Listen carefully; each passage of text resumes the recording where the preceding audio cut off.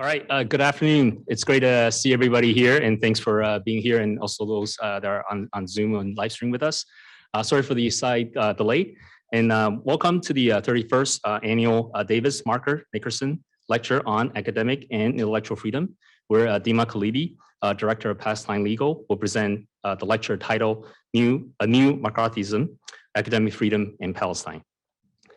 This lecture series is named for 3 University of Michigan faculty members, Chandler Davis, Clement Markert, and Mark Nickerson, who in 1954 were called to testify before the House Un-American Activities Committee, all declined to answer questions about their political associations.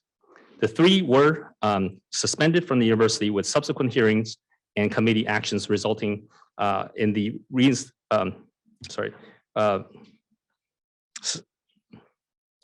reinstatement of Markert, an assistant professor who eventually gained tenure, and the dismissal of Davis, an instructor, and Nickerson, a tenure associate professor.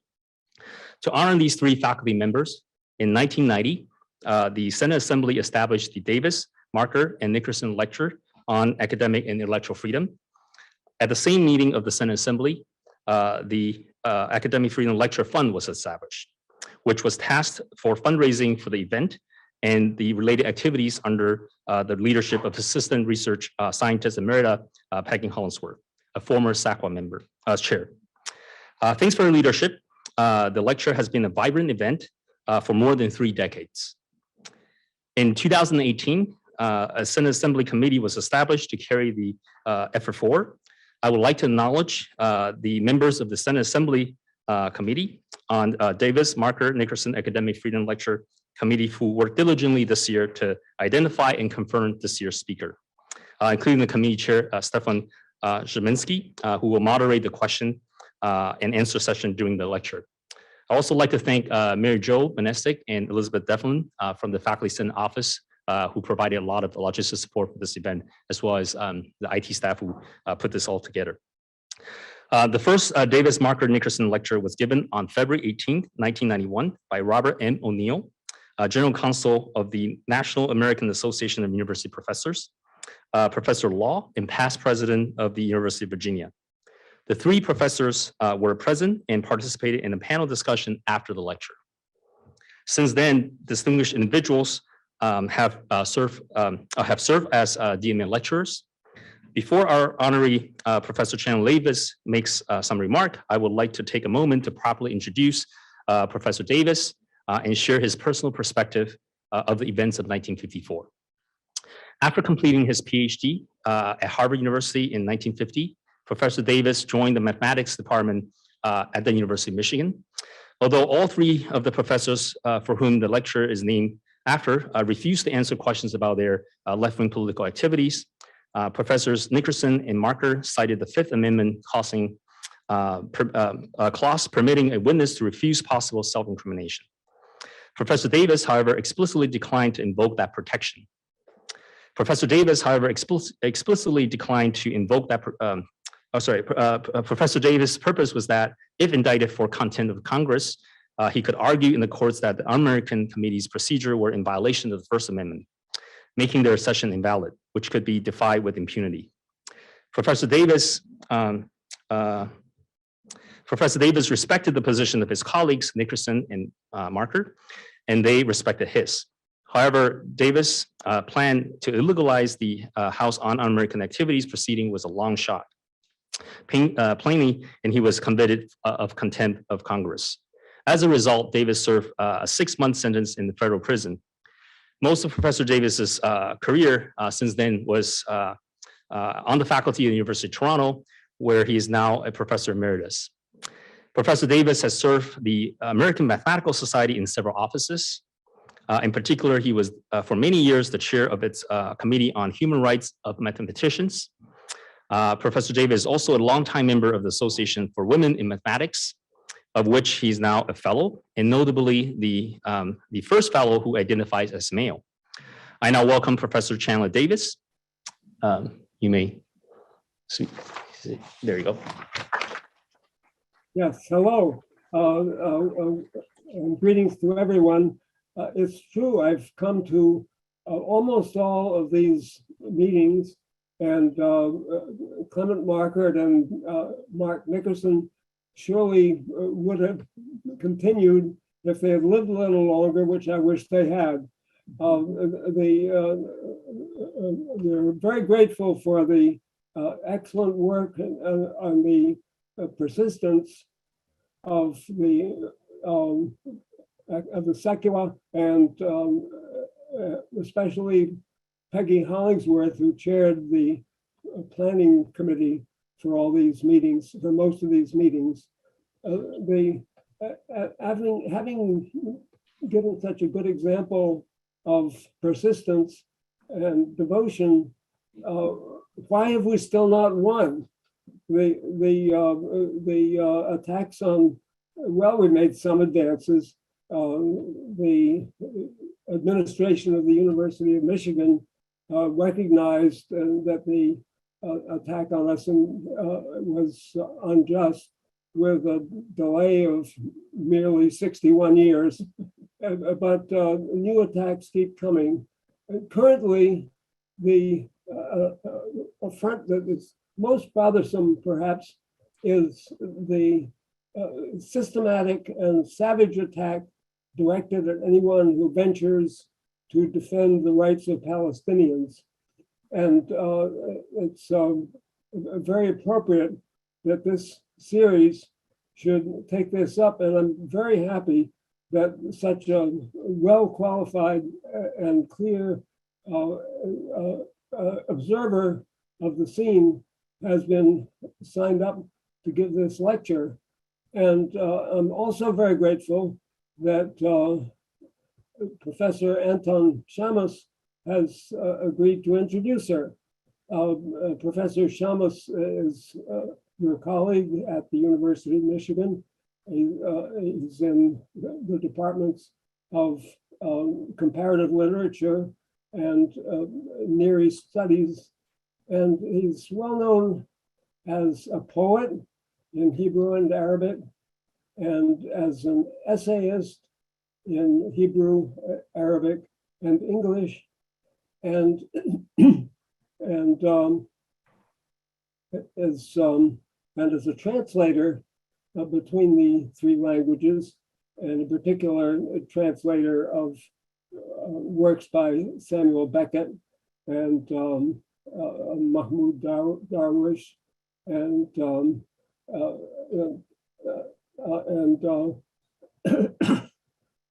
excuse me, and Dario Fo, and Emil Habibi, and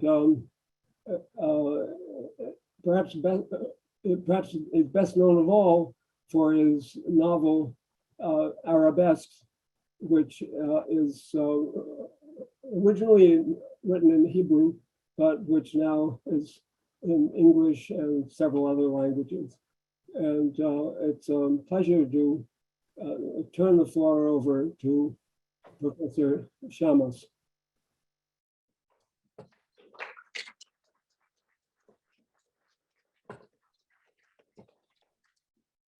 Thank you so much, Professor Davis. I'm so humbled to be introduced by you. Thank you. In his 1997 Tanner lecture,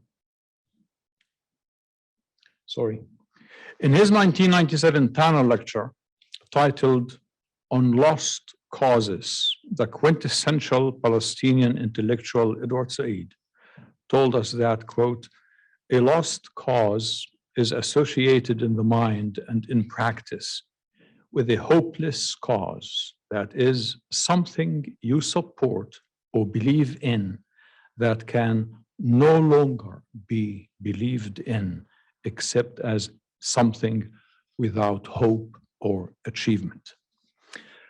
Our distinguished speaker today, Dima Khalidi, luckily for all Palestinians, does not think that Palestine is a hopeless cause. Dima is the founder and director of the Palestine Legal, an organization whose mission for the past 11 years has been to bolster the Palestine solidarity movement by challenging efforts to threaten, harass, and legally bully activists into silence and inaction. To that end, and in order to bring some glimmers of hope into the grim scene of lost causes, Palestine Legal has been collaborating with organizations, attorneys, and activists to develop strategic responses to legal issues faced by Palestine solidarity activists, including litigation and advocacy strategies.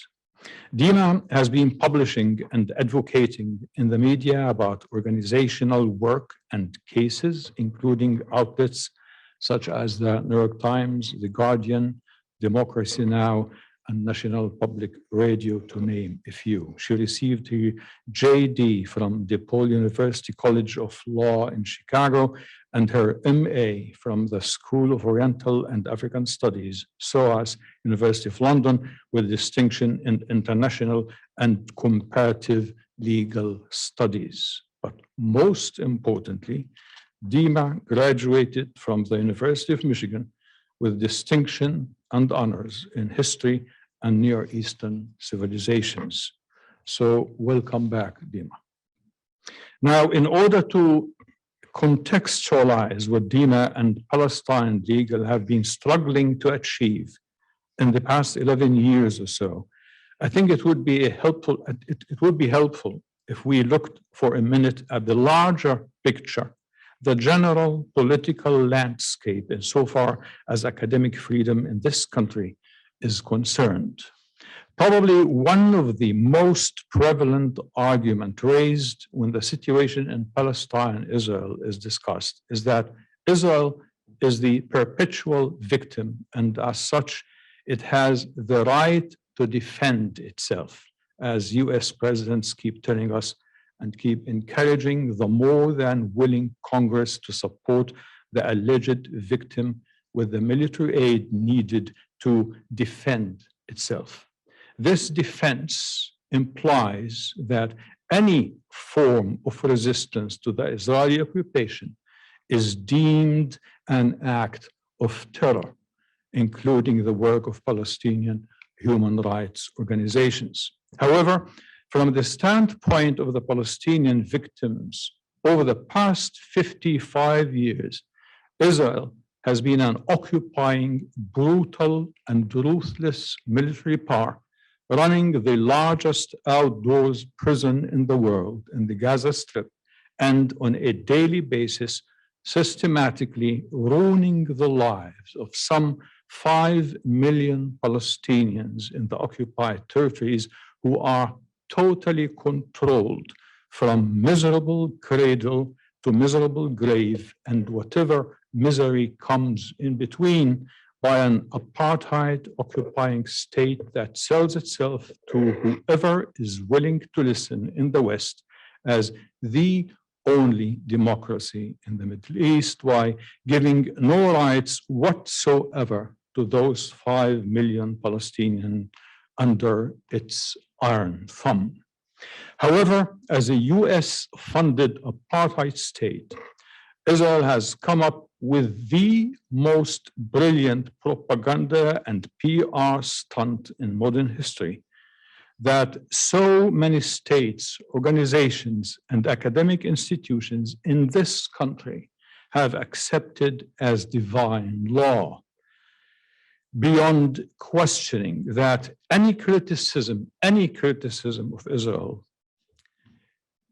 of Israeli policies since 1967, any criticism of its oppressive daily practices in the occupied territories is blatant anti-Semitism. Hence, no criticism of Israel is even allowed, and any attempt at treating it the way apartheid South Africa was treated, through boycott, divestment, and sanctions, should be automatically and irrevocably interpreted as anti-Semitic. And that practically means there would be no space for a free discussion and free speech and academic freedom, because anti-Semitism, and rightly so, should be totally outside the space of free speech and academic freedom and outside its discursive practices.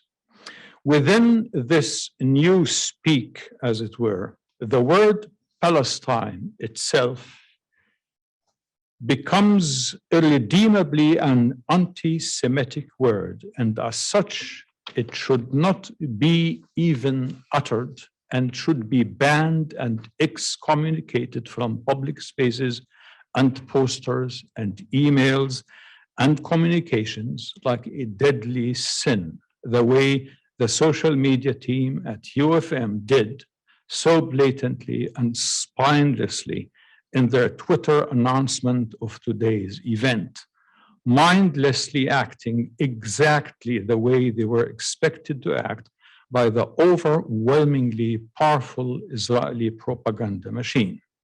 For the full story, please check out the brilliant article by my dear friend and colleague Zilga Weinik in the March 4th issue of the Chronicle of Higher Education. The plight of the Palestinians since their first Nakba in 1948 has always to be read against the Holocaust, at least unconsciously, and to be subsequently, if not diminished, then certainly downplayed or dismissed. And this is probably the main reason behind the failure of the occupied Palestinians for 5 decades now to convince the public opinion in the guilt-ridden West to favorably consider their plight and be attuned to their pain. And that is exactly what turns the Palestinian cause in dark times into a lost, hopeless cause. Or does it?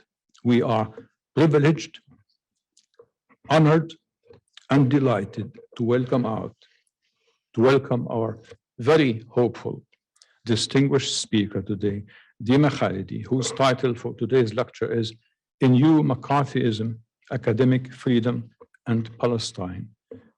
Please join me in welcoming Dima Khalidi.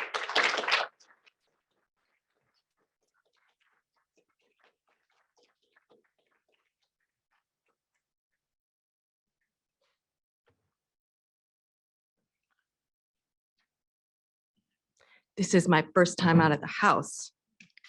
Hi, everybody. Thank you so much, Dr. Shammas. It's been a long time since I've been on campus. And it's really my privilege to be here again. I want to thank first Professor Chandler Davis, along with the late Clement Markert and Mark Nickerson, for being such incredible inspirations, for their courage and principle that they exhibited in one of the, albeit many dark moments of US history. Thank you also to the Faculty Senate Committee that organizes this lecture, to Stefan especially, and Mary Jo, and everyone else in the office who made this possible. I was so flattered to be invited, and especially humbled to come back to my alma mater, as Professor Shammas mentioned, to speak again, in front of some of the brilliant professors who I'm looking at you, Professor Cole, who I studied with here. And I also want to thank Rebecca Modrak and Nick Tobier, who designed the poster that took a lot of amazing labor. And of course, the University of Michigan Social Media Office for providing me the perfect fodder for this talk. It's really the ultimate irony, isn't it, when there's censorship of talks about censorship. And unfortunately, it's not the first time that we've seen this happen. Thank you to Zelke for your brilliant article as well. the soft censorship of corporate branding. Should that phrase should be trademarked, I think. So, when I graduated from Michigan and after I went to law school, I really started seeing how difficult it was for folks to organize on campus. I had always witnessed in the academic world the kinds of attacks that academics were subjected to, but it had taken a really, it was on a new level in the early 2010s. And, it was with the help of a couple of other movement lawyers and the Center for Constitutional Rights that I started Palestine Legal almost 10 years ago now.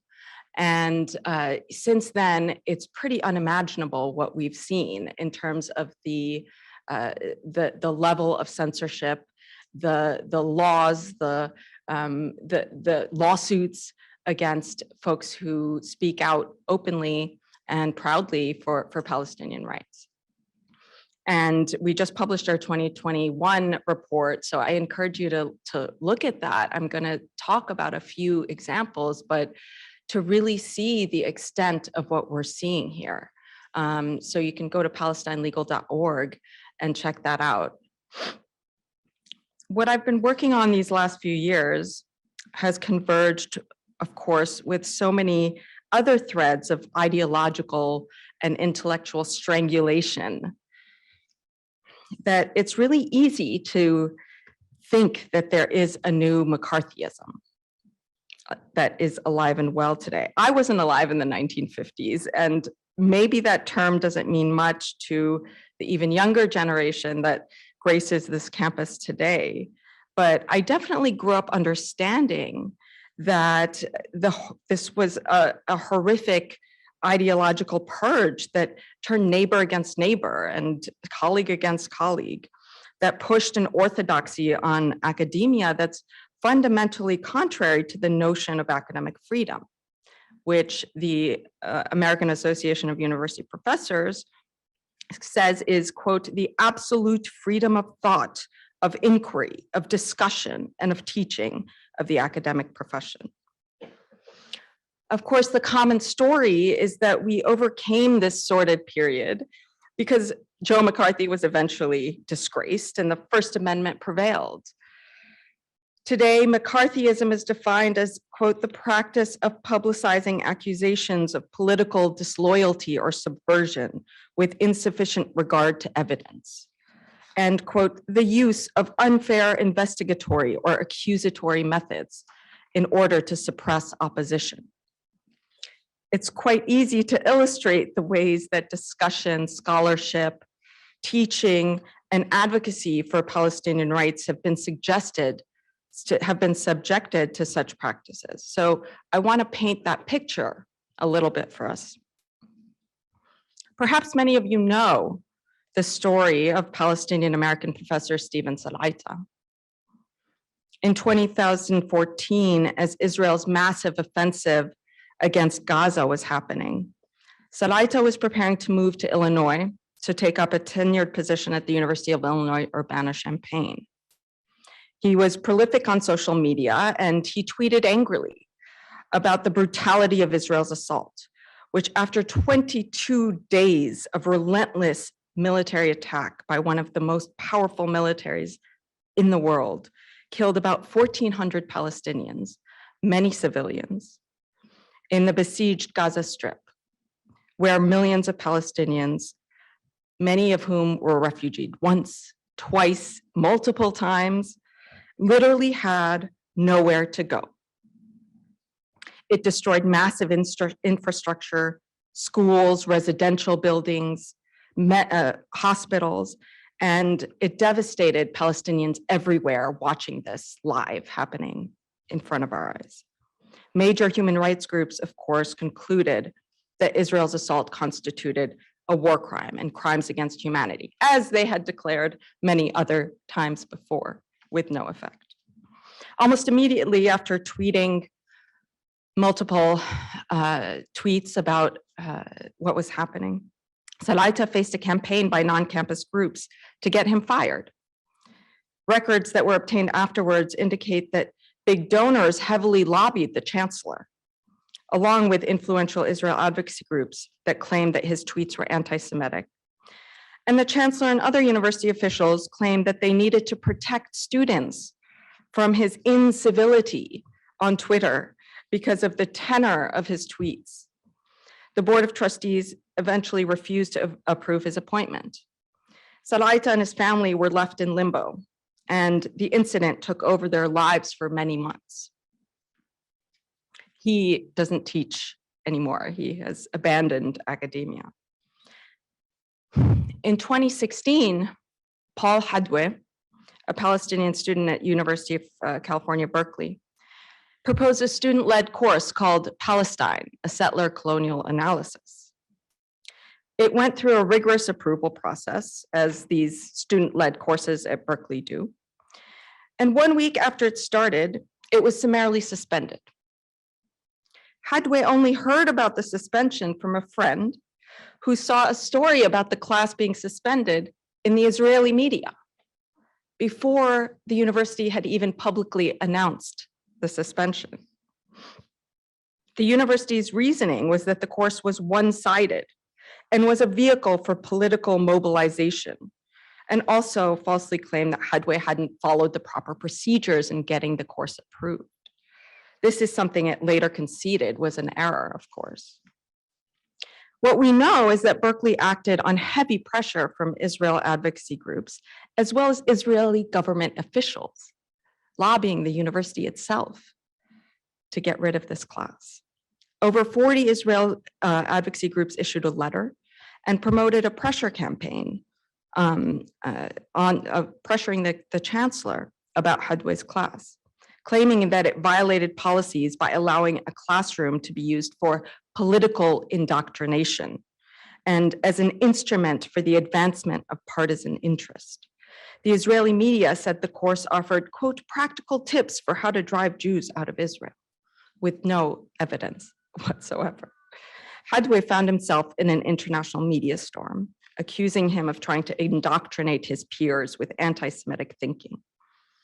Needless to say, the incident enveloped his life. He was forced to defend his reputation and respond to dozens of media inquiries. He fell behind in school, he lost sleep, he had trouble concentrating. He worried about the potential consequences for his family back home in Palestine, knowing that the Israeli government itself knew about and was advocating to punish him.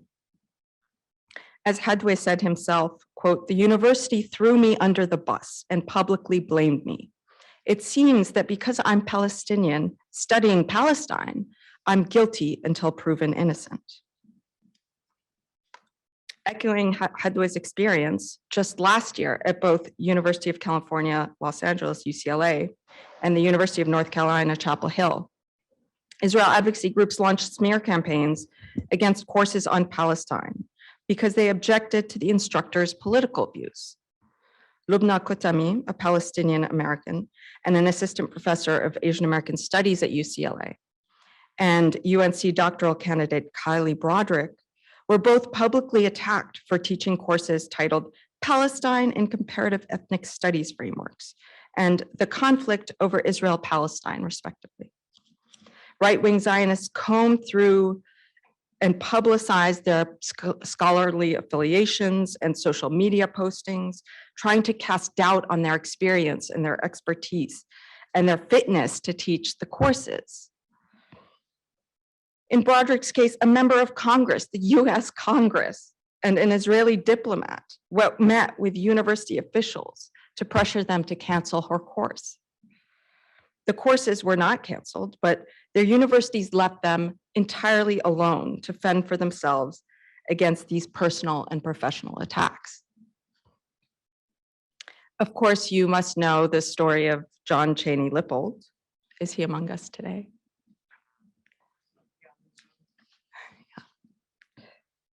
Who in the fall of 2018 refused to write a recommendation letter for a student to study abroad at an Israeli university.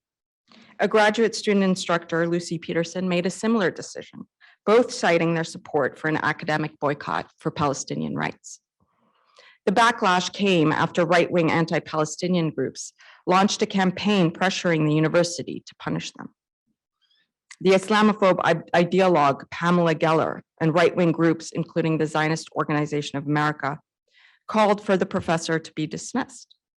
Fox News, along with alt-right sites like Breitbart and the Daily Caller, picked up the story. Cheney Lippold received over 500 emails, including messages calling for him to be killed. And though he wasn't fired, he was sanctioned. In March 2019, a conference called Conflict Over Gaza, People, Politics, and Possibilities was held at UNC, North Carolina. In April, a Republican representative filed a complaint with the Department of Education, complaining that many of the Gaza experts who spoke have engaged in boycotts for Palestinian rights. 3 months later, the Department of Education published a letter threatening to withdraw funding from the Duke UNC Consortium for Middle East Studies, which sponsored the event.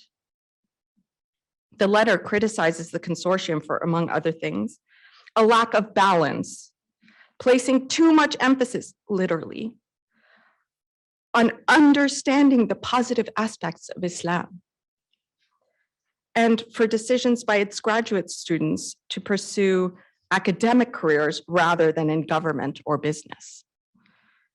The letter threatened to cut off Higher Education Act funding to Middle East studies, and it gave Duke UNC just 4 weeks to provide a revised schedule of activities, including a description demonstrating how each activity promotes foreign language learning and advances the national security interests and economic stability of the United States. Imagine if all of our programs had to follow these conditions. Last spring and summer, as Israel's repression of protests against the ethnic cleansing of Palestinians in Sheikh Jarrah, East Jerusalem, was at its height, and as Israel was once again bombing Gaza, students, staff, and faculty across the country organized to express solidarity with Palestinians. Dozens of academic departments issued statements. The African American Studies Department at Penn State University was pressured by the administration to take down their statement in solidarity with Palestine after complaints by Israel groups. They noted that they had been subjected to a different level of administrative scrutiny, unprecedented for our department. The University of California launched a review of its system-wide policies on departmental statements in response to complaints against the statement signed by a total of 17 departments and centers and programs across 8 of its 10 campuses. Other statements on issues such as Afghanistan, anti-Asian violence, and the Black Lives Matter movement did not elicit such interference from the university, of course. I could tell you story after story. The continued persecution of Rabab Abdel Hadi at San Francisco State University, the cancellation of lectures by Angela Davis, on. And so could the hundreds of professors and students who have been put on one of the many blacklists that have popped up, targeting people because of their support for Palestinian rights. Canary Mission, anyone over here on Canary Mission? Just one. You maybe not want to raise your hand, but Canary Mission is an anonymous website that has profiled thousands of academics and students, scouring their social media profiles and accusing them of anti-Semitism, support for terrorism, just because they speak publicly for Palestinian rights. It purports to help people carry out their, quote, duty to ensure that today's radicals are not tomorrow's employees. And to that end, it calls on the FBI, on universities, on employers to investigate and terminate individuals because of their political views. This and other sites publish individuals' personal information, encouraging what has become the routine harassment of people on social media. I think anyone would be shocked if I could share even a fraction of the vile, racist, anti-Palestinian, anti-Arab, and Muslim misogynistic, violent messages that we see people receiving every day as a result of the smear campaigns that they're subjected to. It's quite horrific. Does that sound McCarthyite? One might ask why Palestine is on the front line of these battles over academic freedom. It's interesting that there is so much scrutiny on this issue in particular. But when we look at what's behind so many of these attacks, it's clear that this is a narrative battle. This is a state, Israel, defending its foundational mythology, justifying its creation on destroyed Palestinian villages and the Jewish-only settlements that continue to push Palestinians off the land that they have left. In order to win this narrative battle, Palestinian histories, experiences of dispossession and oppression, Palestinian humanity itself has to be negated. It has to be criminalized. It has to be erased, along with the more and more voices who support and uplift Palestinians. Terms like ethnic cleansing and apartheid can't be allowed to enter our vocabulary because they destroy the very myth of Israel as the only democracy in the Middle East, as a state built on a land without a people, for a people without a land, and on and on. So we've seen over the last couple of decades a well-coordinated and very well-funded effort to shut down what has been a growing grassroots movement for Palestinian rights in the US. And it's going global. This effort has cast a chill over discourse on Israel and Palestine in and beyond the academy. And it's coming from the Israeli government itself, as I illustrated, along with dozens of international and US-based nonprofits and think tanks that execute a strategy of attacking the movement from all sides. We've called this the Palestine exception to free speech, because in this country especially, it's considered sacrosanct that you can't be punished by the government, at least, right, for your beliefs. But when it comes to Palestine, it's no holds barred. It's a no holds barred. Everyone can really be a target. But what I want to emphasize today is that while it's clear there's a Palestine exception to our free speech rights, it's not the only one. It's just one sign of our quickly eroding constitutional rights, and perhaps of the fact that our constitutional rights are on an inherently faulty foundation. Scholars of color and women scholars and their scholarship in particular have come under increasing attack as well. Doxing and harassment by white supremacist forces has been extreme. Princeton professor Keeanga Yamahtta Taylor famously faced a torrent of horrendous, violent, racist, misogynistic hate mail and death threats after her commencement speech mentioning the dangers of Trump that was condemned by Fox News. She canceled several public appearances after that because of the violence and severity of the threats she was getting. Others have documented the ways that they are surveilled in their classrooms, recorded, and have their words twisted and publicized, only to unleash on them the fury of right-wing trolls. Campus Watch, one of the first groups to create blacklists of professors who criticize Israel, may well have inspired newer right-wing groups like Professor Watchlist, a project of Turning Point USA, that exposes professors who discriminate against conservative students and advance leftist propaganda in the classroom. Does that sound McCarthyite? Most recently, we've seen the proliferation of legislation telling teachers what they can and can't say in the classroom about race and our sordid national history. According to one analysis, over 40 bills and other measures have been introduced or taken to curtail the teaching of race in schools. And 14 states have actually enacted such measures. Whether state legislation or school board resolutions, these measures ban schools from teaching about race, sex, and US history in ways that make white people feel uncomfortable by suggesting that they benefit from the privilege of centuries of racist laws, that they are part of a system that privileges them over Black and brown people. That is against the law in some states now. In Florida, at the beginning of this year, lawmakers pushed a bill that limits instruction on certain concepts relating to race and sex, such as white privilege, structural racism, and the elusiveness of meritocracy. Another proposed bill there would give parents a right to sue if they believed their children were being taught so-called critical race theory. In New Hampshire, a bill was introduced this year that would discipline teachers promoting, quote, promoting a negative account or representation of the founding and history of the United States, including teaching that the US was founded on racism. Last year, a bill was introduced here in Michigan that would, quote, prohibit school lessons that promote content deemed anti-American and racist. Sound McCarthyite? One could easily think we were back in the 1950s. There are certainly similar tactics going on here. We see more and more reliance on surveillance of people's social media accounts, of classrooms.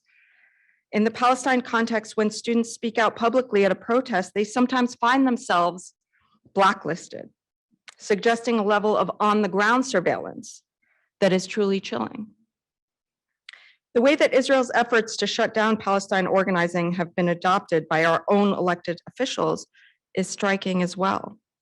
We now have over 30 states that have laws on the books that punish entities that boycott for Palestinian rights.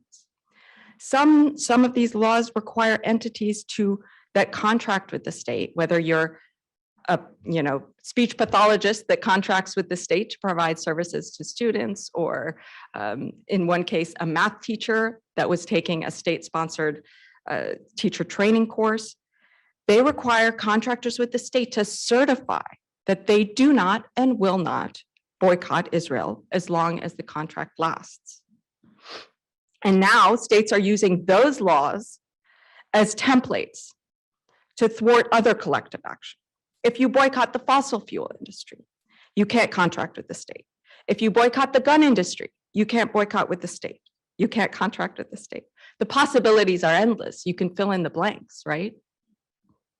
And in a parallel to this, the critical race theory laws that I mentioned, states are introducing and some adopting laws that require the application of a distorted definition of anti-Semitism when addressing discrimination claims.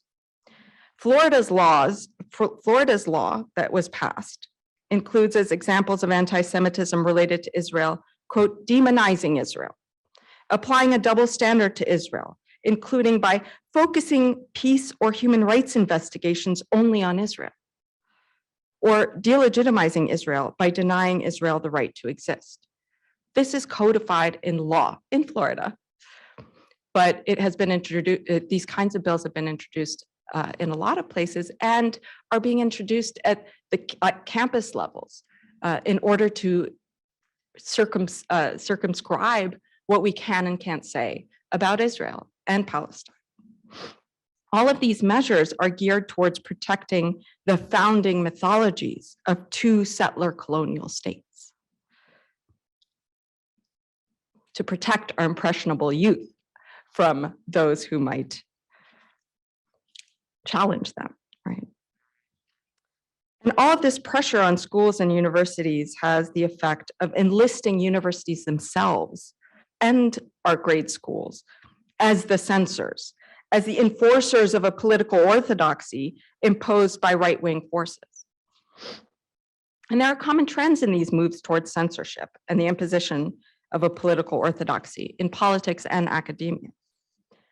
Groups once powerful are seeing their hold slip away, where Israel and its domestic lobbies could once count on near universal, unconditional, unquestioning support from US elected officials.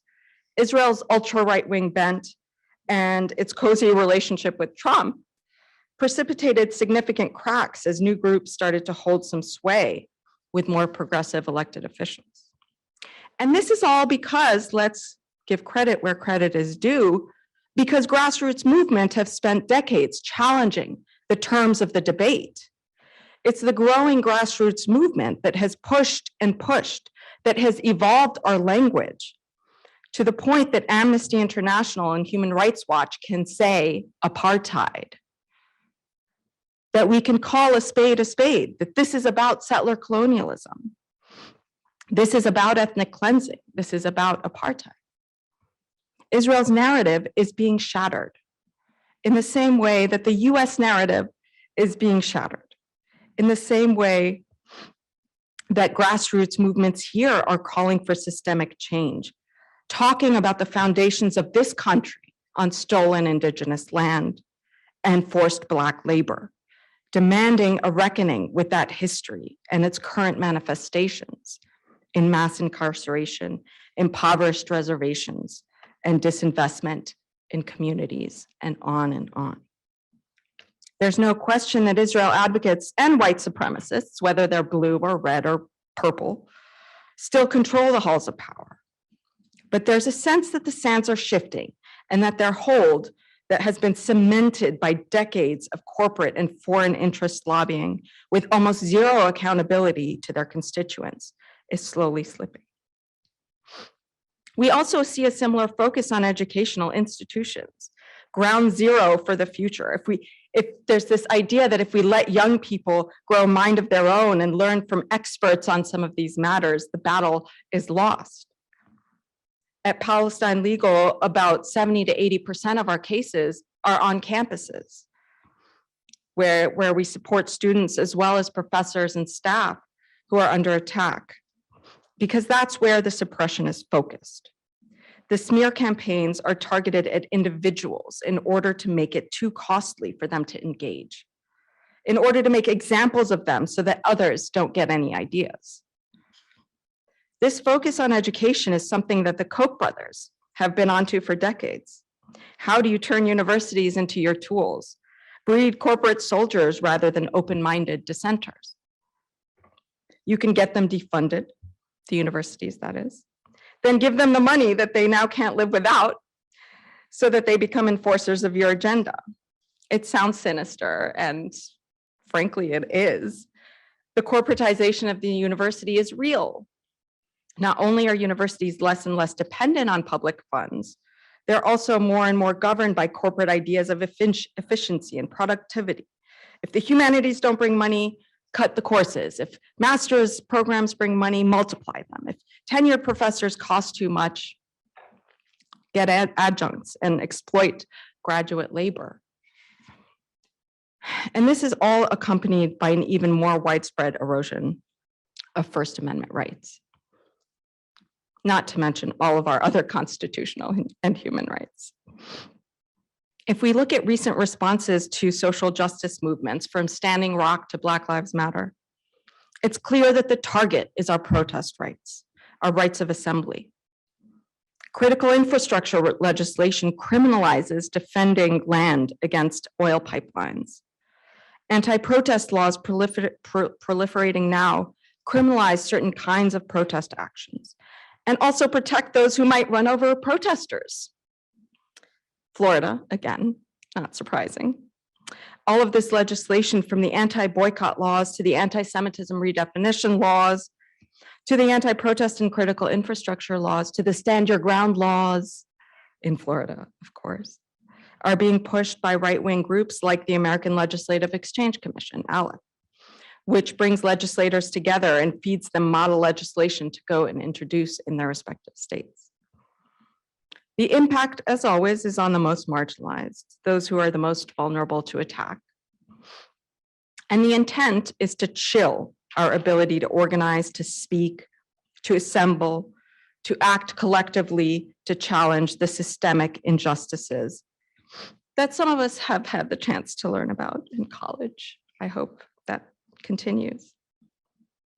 This isn't the 1950s. There's not yet a HUAC to ask, are you or were you ever a member of the Communist Party? But there are laws that ask you to take a loyalty oath, sign a pledge that you do not and will not, as long as you're in a contract with the state, boycott Israel. There is a massive chilling effect, compounded every time someone famous gets slammed for saying something in solidarity with Palestinians. Every time a graduate student is told they'll never get a job if they study Palestine. And now when we teach ethnic studies, critical race theory, or just simply about race in grade schools. Well, what's the antidote?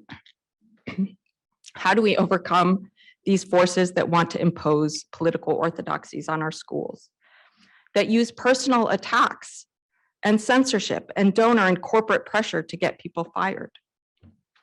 I think it's apt to quote Chandler Davis himself, if you will allow me, Professor Davis, in his response to the University of Michigan fiasco with John Cheney Lippold. He sent me the article recently. Thank you. And I will at a little bit of length, if I may. He said in 2019, quote, "I'm pleading with you to deal with the problem as a community. One thing I learned over the years is that the purge feels very different if it manages only to almost exclude someone. That means that most of the force of Canary Mission's onslaught is overcome if just one employer finds the courage to step up and brave the wall of exclusion for each targeted job seeker. And that means, in turn, that the blacklist presents its ominous solid wall only by the collaboration of all employers in a field. The blacklist is everybody rejecting you." And in fact, there aren't that many fully successful efforts to censor us and shut us up. That's because organizing works when we act collectively together to fight back, on campuses as well as within communities. Remember Stephen Salaita? Yes, he lost his position at the University of Illinois, and he's no longer in academia. But his case is instructive in so many ways. There were 16 departments at the University of Illinois that voted no confidence in the chancellor. 5,000 academics around the country pledged to boycott the University of Illinois Urbana-Champaign for firing. Academic associations, the AAUP and others made statements decrying the violations of academic freedom. Students protested, there were marches and sit-ins, and Salaita sued. And the University of Illinois ultimately paid up in a settlement. The university ultimately got the message that it couldn't operate in this way unscathed. It would be held to account. Remember Paul Hadwe? His class, Palestine, a Settler Colonial Analysis, was in the end reinstated.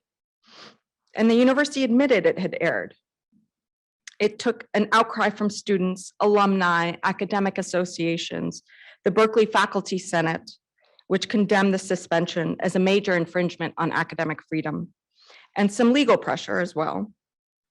No, the university never apologized, and Paul was scarred by the experience, but he wasn't silenced, and people were mobilized to defend him. At Duke, UNC Duke, the university has responded to the Department of Education's attack, defending the program, and it ultimately received its funding. But the attack also attracted widespread criticism from academics, the AAUP, and others.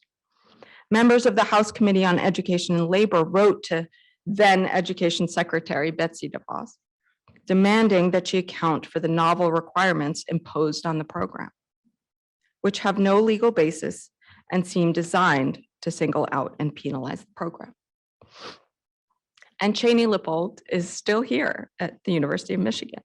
The University of Michigan Faculty Senate came to his defense, as did academic associations, the AAUP, the Young Democratic Socialists of America, and thousands of people, thousands, probably tens of thousands, who wrote University of Michigan officials protesting. So these are the stories that we have to tell of our collective power to stop the purge, to insist that our institutions have the courage to withstand the pressures, the donors, the corporate lobbyists who want to dictate what is okay to teach. Who is worthy of our solidarity? What academics can and cannot stand for? It's all of our jobs to make sure that the voices of the most marginalized are protected and uplifted, to courageously face the censorship machines, to refuse to accept the chill. And we have to connect all the dots and speak collectively against these threats. Because once the government can ban one kind of boycott, they can ban them all. So I leave you just with, I beseech you not to take these freedoms for granted. It's clear that there is a widespread right-wing assault on our, not just our academic freedom, our First Amendment rights, our constitutional rights, our voting rights, our abortion rights, you name it. And it's up to us to defend them and push for the kind of world that we want to see. Thank you.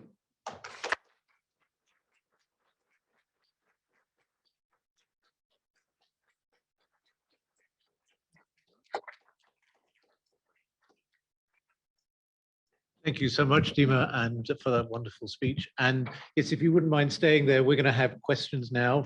Have questions from the audience, and there's a microphone that will go around if people want to put their hands up, and then questions from the Zoom audience as well. And I'll read out the questions if people want to type in the Q&A now, please.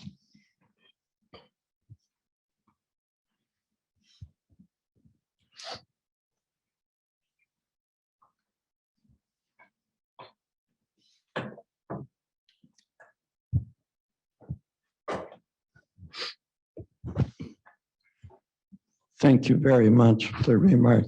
Do you have recommendations of materials that could supplement middle and high school textbooks on Palestine that I think I don't dare aspire to finding the right textbook, but I do aspire to having supplementary materials that in some communities would be used. So do you have recommendations for us to try and get those into the Ann Arbor Public Schools, to be frank? Well, I'm not the expert there, but I do know that there are many teachers who are working on exactly those kinds of resources. And I would encourage you to look up Teaching Palestine. I'm not sure that that's the name of the group, but there are a lot of folks who are creating those kinds of resources for grade schools.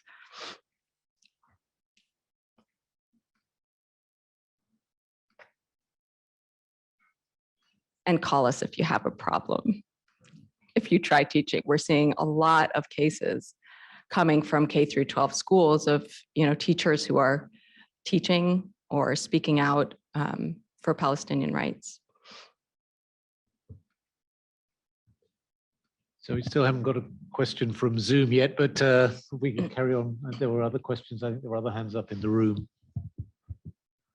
Hello. Not 100% sure how exactly I'm going to word this question.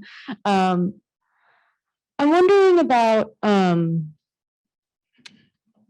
at my undergraduate institution, there was a professor who spoke out in very vulgar ways about Palestinians and was very anti-Palestinian liberation. And he was not, and when students at the school spoke out against his words, he sued our university for allowing us to do so. And I don't know how much about other instances of of such things at other universities, but I'm wondering about kind of like the other side when universities allow or accept when their professors have, and I think you understand what I'm getting at, but when professors are very violently opposed to Palestinian liberation and they don't receive the same censorship that Palestinian movements do? Yeah, thanks for that question. It's important to distinguish, right, what a professor does in a classroom and the rights of students in the classroom from extracurricular speech, from their political views, et cetera. And I think it's one of the fundamental pillars of academic freedom that professors are allowed to hold their own opinions and allowed to say things outside of the classroom environment and do things outside of the classroom environment. At the same time, there are limits in a classroom when it comes to a relationship with students, right? And students do have a right to be free from discrimination. So there is this tug, right? And we've seen a lot of situations where people who say racist things are not getting punished, but someone who holds views on Palestinian rights outside of the classroom or what have you are getting attacked, right? Often falsely accused or taken out of context or whatnot. So there is a definite double standard at work. There's no question. And there's also a recognition that there are certain limits that professors have to respect in a classroom, and that personal attacks on students or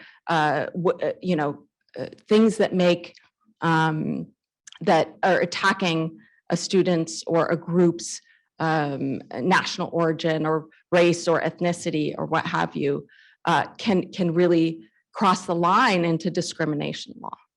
So it's not always black and white. It's not always clear where that line is.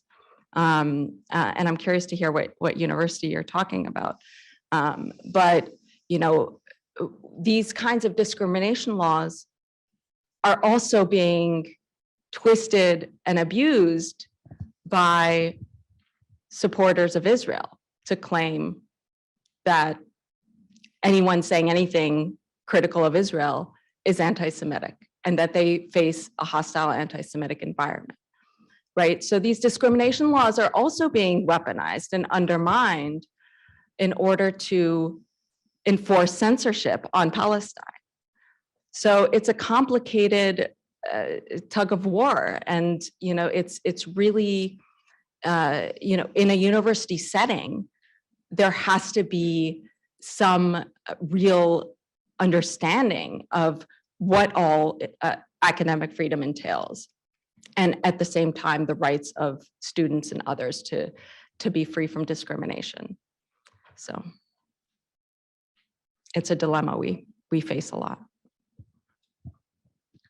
So we do have a Zoom question now. What are your views on whether the difficulty of openly studying Palestine is unique to the USA, or is it common across Europe, Canada, etc.? Etc. Where etc. is, but we now have a kind of European version. There is now a European version of Palestine Legal called the European Legal Support Center. And that is because it has become intolerable for scholars and academics and activists in Europe, the UK, in Australia and Canada to speak openly about Palestine. And that is partly because of the proliferation of the laws that I mentioned, that codify this definition of anti-Semitism, and the investment of the Israeli government and Israel lobbies in pressuring universities abroad as well. So it is definitely not unique, and it has become almost worse in Europe these days than it is here, because our First Amendment protections are actually much stronger. And defamation laws in Europe have more teeth, right? So you claim, you accuse somebody of anti-Semitism, and it's easier to sue people, right, for allegedly defaming you. So it's definitely not unique, and I would encourage people to look up the European Legal Center the European Legal Support Center to learn more about the kinds of attacks happening in the Europe and the UK. Hi, Dina. Thank you for your talk. I had a question about, say you want to organize to, some GOD programs, they have bridges with Israel or they have connections with Israel. And say you want to organize your program to maybe talk against those bridges or get rid of those bridges completely. However, you as a grad student are terrified of the target. You have support from your programs, support from the students, but you don't want to put that target on yourself. Can you explain kind of the path or what is the thought process you have around that? Well, I think it's all about organizing, right? And one of the purposes of building a broad campaign is that there isn't necessarily one voice, one face to these challenges. We see a lot of student organizers really thinking carefully about who is up front here, whose name is, because of the reality of the surveillance and the censorship and the attacks. That they think very carefully about who's up front, whose immigration status is, what immigration status do folks have, who's Palestinian and is risking not being able to go home if they're on canary mission because the Israeli government uses canary mission at the border, right? So when people are trying to go home. So I think there are a lot of ways to navigate that as you build campaigns and figuring out who is a public face, who's putting their name out there. It's not easy, but there are also other ways to prepare for potential backlash. And in that case, I'd encourage folks to contact Legal to help think through those, to connect, really connect with others doing similar work, right? That's one of the things that we try to do is just, oh, this person's doing this kind of campaign and so is this person and y'all should talk, So I think that's really important as well, to be connected with other folks doing similar work around the country. So I hope that helps a little. So the next online question was, what advice do you have for vulnerable scholars, adjuncts, untenured faculty, and so on, who teach or do research related to Palestine? Well, first and foremost, figure out who your allies are at your university. There's often not a lot that we can do legally when it comes to internal university issues and promotions and tenure and things like that. It's really, there are a lot of internal university politics, as I'm sure all of you know, when it comes to these things. And it's really important to know who has your back at the campus level first, and in your field and nationally and so on. I think there's a clear understanding that non-tenured faculty are more vulnerable, and that's a reality, just in the same way that Palestinians are more vulnerable and grad students are more vulnerable, right? And that's something that a lot of folks have to confront and be realistic about when they're worrying about their careers.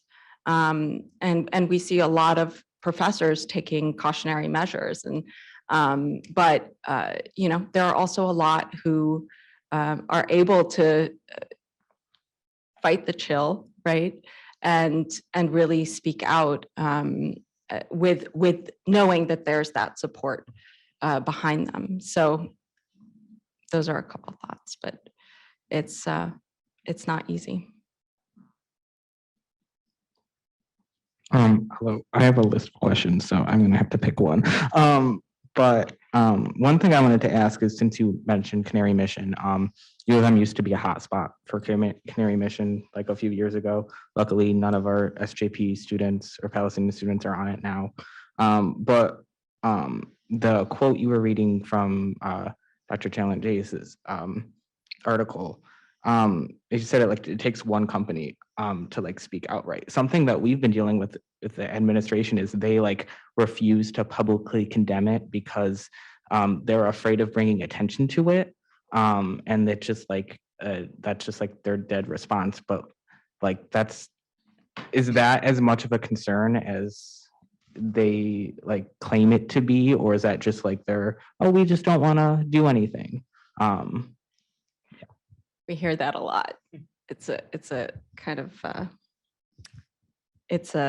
an opt-out, right? Like, and we've also seen not that many, but a handful of universities that have made statements, and it does make a difference. It's what the students are asking for, right? They want to be able to show their prospective employers that this website, this thing that shows up first on my search history, shouldn't be taken seriously, right? You should not give it credibility. So I think it's a cop-out, honestly. And there's yes, they would probably face some backlash for putting out a statement, but they would also be a model for other universities to do the same. And once we have more and more universities who are willing to say, this is ridiculous, our students are being attacked, that kind of backlash starts to dissipate, or at least the force of it. And there are other things that students are also requesting of their universities. It doesn't have to be public statements. It can be other, things in your file, or other ways to support their students who are facing these obstacles. So I would definitely encourage looking at and talking to others who are working around these issues as well, and making demands of their schools, and looking at the couple of examples that we do have. There's also a statement that was signed by, I think, over 1,000 faculty members, academics around the country, saying exactly that this is not a credible source of information, and we as professors don't take it seriously. We don't look at it. We don't, and neither should you. So looking at resources like that is important. There's a site called Against Canary Mission that is kind of the antithesis to the website. So there is some organizing happening, and there are efforts to undermine its ability to interfere with people's careers and jobs and schooling. So the next online question is, do you have thoughts on how as faculty we can help open up the conversation about Palestine within the context of our disciplinary work? And this questioner says, over my 30 years at Michigan, I have felt strongly that as faculty, we cannot bring up, for example, the human rights violations or health issues associated with the occupation as case studies in our courses. I'm curious what field, but I think that that is unfortunately often the case. And I don't know. I mean, I feel like a lot of you would have great answers to some of these questions as well. How do you encourage professors to take the leap and talk about Palestine in various classes? And I think it really is about looking to colleagues and looking to other people in the field who are doing this, and thinking carefully about how. how you talk about it and what sources you're giving. And, you know, you have to be realistic about the fact that this is a minefield, right? And be prepared in bringing these issues up, and be prepared for the potential backlash, and be prepared for students to be reporting on you. That is the reality. And if we are able to embrace that reality and do what we need to do to inoculate ourselves to the extent possible, it becomes more and more possible to do these things. So I think really the leaning on other folks in your field and your colleagues and other academics is critical. Is this live? Dima, thank you so much for being here. I had a question which is in a way an extension of the question about cannery mission. I would certainly welcome the University of Michigan to take a stand on that bullshit, sorry. But beyond that, you talked, and I like this formulation a lot, about the Palestine exemption to free speech. I was wondering whether there couldn't be broader attempts to revoke that exemption, as it were, and for universities issuing specific statements about not wanting to be part of that exemption pattern. And we have the chair of the Anti-Racism Committee and the chair of the Faculty Senate in the room. So even if the central administration were not particularly keen on getting involved, I imagine that faculty governance at least could be. And I was wondering if there are any templates for such a kind of exemption from the exemption, as it were. I think y'all should create it. I haven't seen one. Absolutely. Fantastic idea. So the next Zoom question was, the questioner says, I'm interested to hear you talk more about the 10 years that Palestine Legal has been active and what surprised you the most, and or what you learned that you didn't anticipate when you started the organization.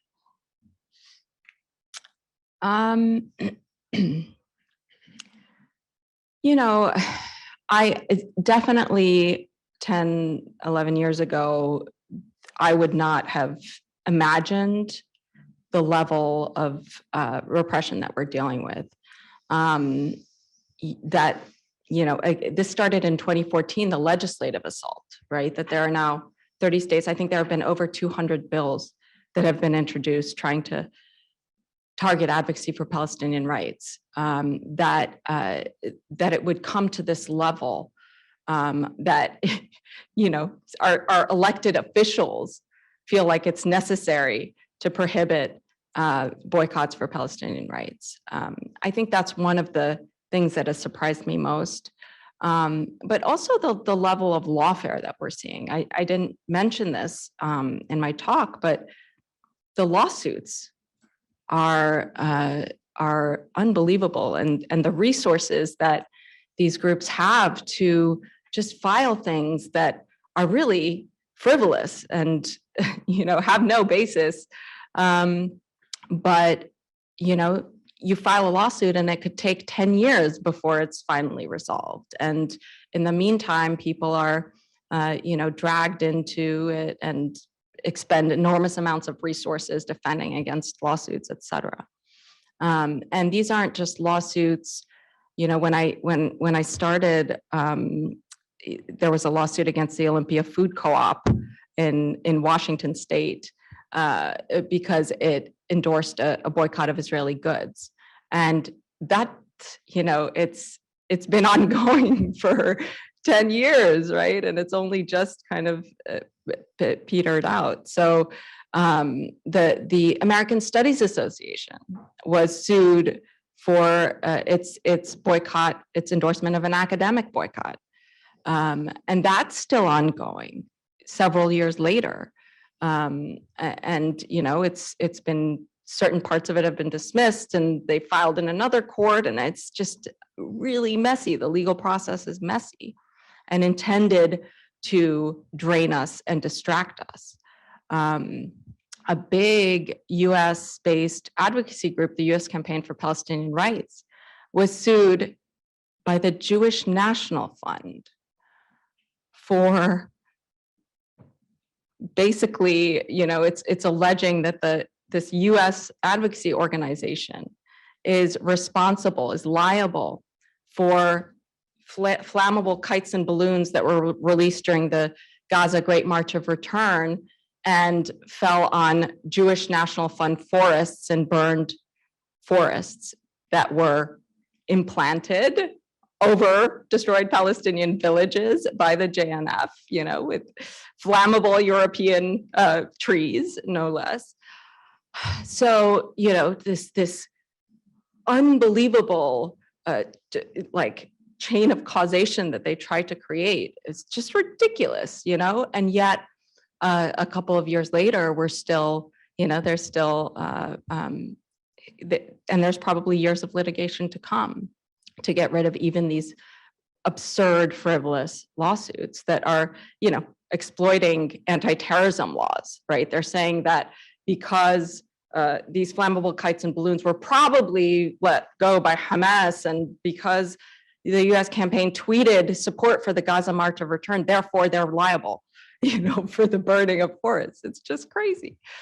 So the attempted expansion of these anti-terrorism laws is something that's really problematic. And of course, we saw recently Israel's designation of 6 civil rights organizations as terrorist, and efforts to try to get that recognized in the United States, right? Groups are threatening funders of some of these groups with lawsuits, terrorism lawsuits, et cetera. So as I said, there are so many fronts that we are fighting on, not just on the campus level, but in legislatures and in courts, on the streets, and it's quite overwhelming, actually. But I haven't lost hope. So I had a question. So as someone who's in academia but outside, like not studying Palestine directly, we're seeing within our field, an over domination of Israeli. Sorry, Oh, sorry. I didn't can hear you the hear me? first part. Oh, so outside a field where, like engineering field, we're seeing a case where a lot of Israeli universities, corporations, etc., are forming a lot of bridges, as the previous person mentioned, which means that if you're boycotting, and however you approach boycotting, it becomes a matter of almost like exiting the room of the field, becoming slowly outside. And I guess, like, do you have any, how does one navigate that? How does one navigate staying in the room to even say that they boycott while sort of being remaining faithful? Sorry if it's a stupid question, but like, I'm just unclear how to sort of navigate that, and how, when a lot of those institutions are claiming to be neutral, to be, hey, we're just outside of this political conflict, why are you bringing it into here? Yeah, it's a good question. I think there are a couple things. There are a lot of folks organizing around those kinds of things at different universities, study abroad programs, but also, sister universities or whatever, with Israeli universities.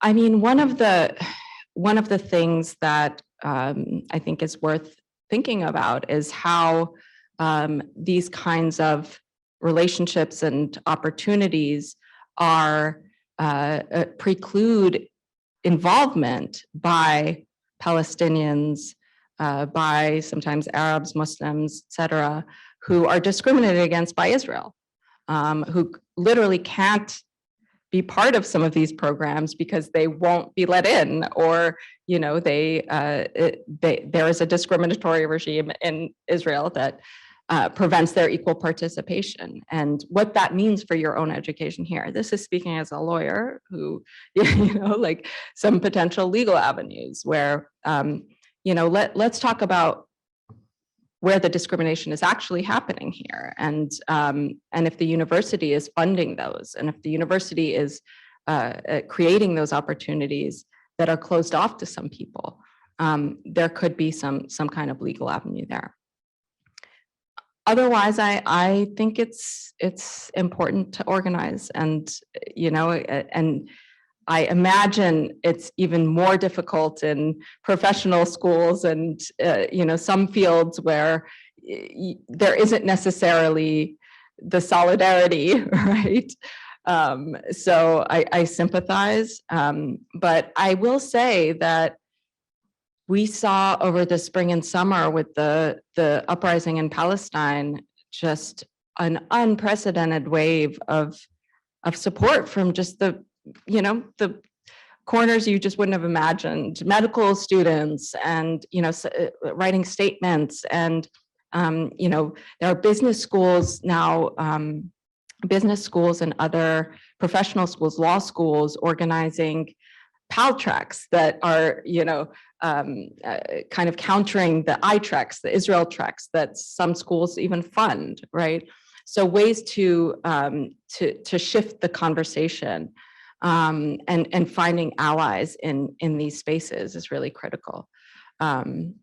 So those are some ideas, but I think it's really like people are there, right? And we saw folks coming out of the woodworks, and you're often a lot of these professional schools and whatnot are a lot more conservative, and that's a challenge. But you got to start somewhere, and doing it strategically and doing it in coordination with others is really critical. And the other thing I'd say is, I think I tried to impart this message, but connecting the dots, this is not just about Palestine, right? This is not, this movement is not by itself in the ether. It really is interconnected with other social justice movements and struggles. And we have to make those connections, and we have to, push those connections on, whatever the universities and the,